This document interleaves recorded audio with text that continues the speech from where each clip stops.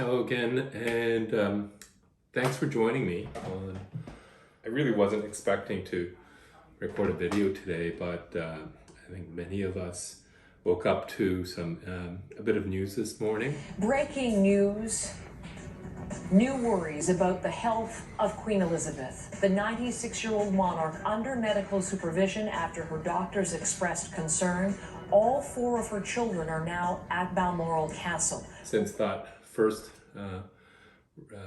set of reports this morning, Toronto time or Waterloo time, the Queen has passed away, and the world is now receiving the full news and details.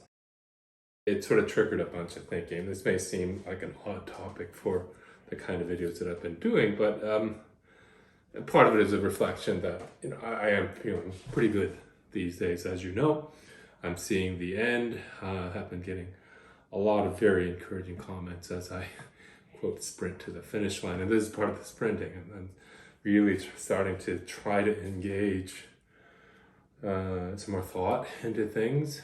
Trying to raise my energy, although I know full well next week's probably going to be a low point, but nonetheless, I'm a bit of an upswing. I want to take advantage of it, and unfortunately, circumstances of today is the unfortunate trigger for all of this. And why am I choosing this? Well, first let me show you what I have here.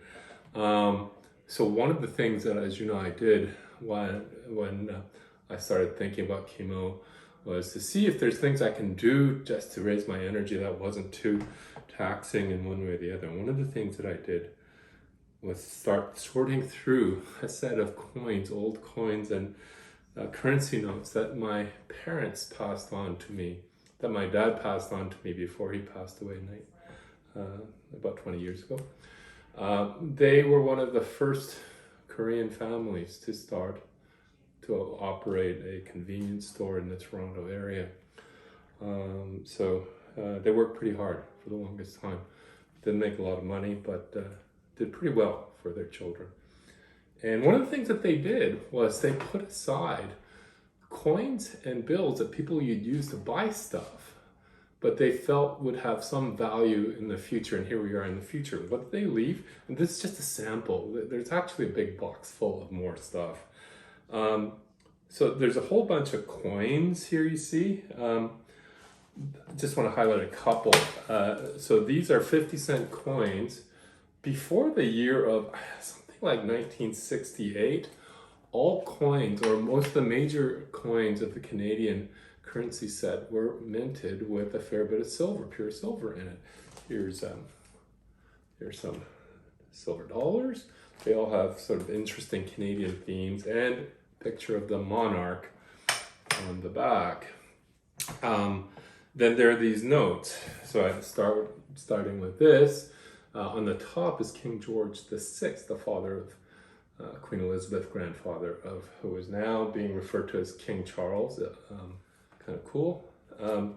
Those of you who have some sense of Canadian currency, this $2 bill from 1954 was something called the Devil's Hair note.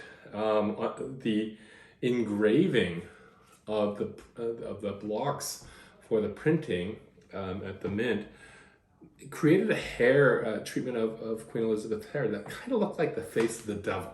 And that became actually a very popular thing, or a notable thing, that the mint shut that down, replaced the image, but those devil's hair notes are actually quite valuable. Now this one's in horrible shape, so I have no idea what its value is, but I got one. Anyways, point I wanted to make was it really reminded me of how much of a relationship there is between what most of you call the British monarchy and Canada. You may know that Canada is part of the British Commonwealth, but most people don't know that Queen Elizabeth and now King Charles are the reigning monarchs of Canada. As Queen of Canada, I am proud of this country. Canada was a frequent destination, although not always a welcoming one. She made more than 20 trips to Canada, the most significant in 1982. She and then Prime Minister Pierre Elliott Trudeau signed the act that effectively brought the Canadian Constitution home. So Queen Elizabeth was the Queen of Canada, a distinct and separate monarchy from the British one. We just happened to share the same person.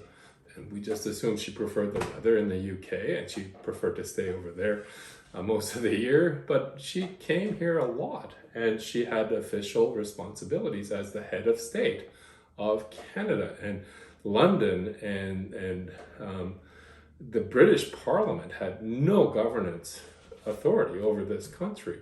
But the Queen was still the constitutional head of state for Canada. And so now we're going to go through this transition along with Britain and many other countries. Our head of state will change. It already has changed, but it will go through more formality over the next few weeks. You can see from all of these notes of the monarchy emblazoned on our currency just how intricately related the psyche of modern Canada is. If you were my age or older, you probably grew up thinking about the Dominion of Canada. So I'm a person who was born in a country that had nothing to do with the British Commonwealth, but when we moved here, we were still very much immersed in an old sense of this country as some evolution of the old British system sharing the head of state. And since then, of course, many things have changed. And today, it's kind of hard to find people who think as strongly about the Canadian monarchy as people used to back then. And in fact, the reason why I'm doing this video is because I just sense that we're going to have a fairly challenging, yet another constitutional or identity conversation in this country. We already have several raging here that you may or may not heard of. Many issues about regional identities, about our relationships to the Indigenous peoples, about our relationship to the Catholic Church. All of this stuff is coming out, and this is going to trigger another one. So in the end, I did this, not because I have a political stance on this. Yes, I have opinions in one way or the other, but really I'm not advocating for the monarchy or advocating against it and modernization of our constitutional session, but simply that this is what it is. We are evolved from a system.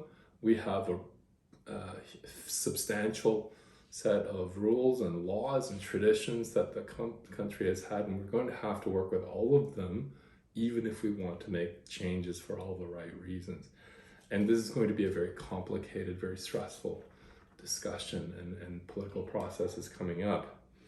And, you know, going back to cancer, and I use the term, it is what it is, to describe my process with the disease. And I kind of put this in a similar category. There's no clean solution to this. There are good decisions that we can make. And I do hope that just as all of you have helped me sort through the complexities of dealing with my disease, that especially those of you in Canada, that we all prepare well for this upcoming discussion. It may seem symbolic, and I've heard enough people say, like, what's the big point? And, you know, why are people stressing out over this? Well, mainly because there are many of us who lived with it for a long time, and you know, opinions and things for a lot of people may be hard to adapt for modern times. I'm actually glad I don't see myself as one of those, and really I don't have a strong stance, but I am aware that I have some obligation and some responsibility to at least be part of the discussion, to educate myself, or to remind myself what life was way back when. So I have been sorting through a whole bunch of coins and notes, learning an awful lot of our currency system and who the governors of the banks of Canada were over the years, and which ones are more important in terms of value of these notes and coins. In the end, why am I doing this? I'm not going to cash it in. My parents gave this to me and I don't need the money for it. This will pass on to my children, and so each one's going to get half of this, and it will not be so much to give them something of monetary value, but of historical and symbolic reflective value, to understand where this very amazing and eclectic country that we call the modern Canada came from, and why it is worth having all sorts of complex discussions about us and about the world. So this is what chemo and cancer does to somebody. You have all this free time, and you end up thinking about a lot of things. And I'm just so glad that I have the strength right now, on this very momentous day, to have a bit of a chat with you on this. Thank you. I'm probably not going to see you for a little bit, but fingers crossed, maybe I will.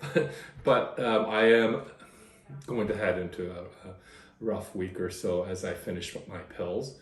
But then that's it. That's absolutely it. The gong, I gonged when I got my last shot, and then that painful process finished. In 2 weeks, it's going to be a great day where my body finally can heal for real.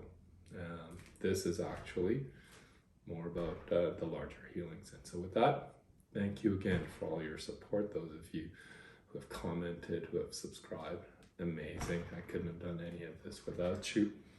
And wishing that we work through this in a productive and good way for all of us. Take care. All the best. Bye.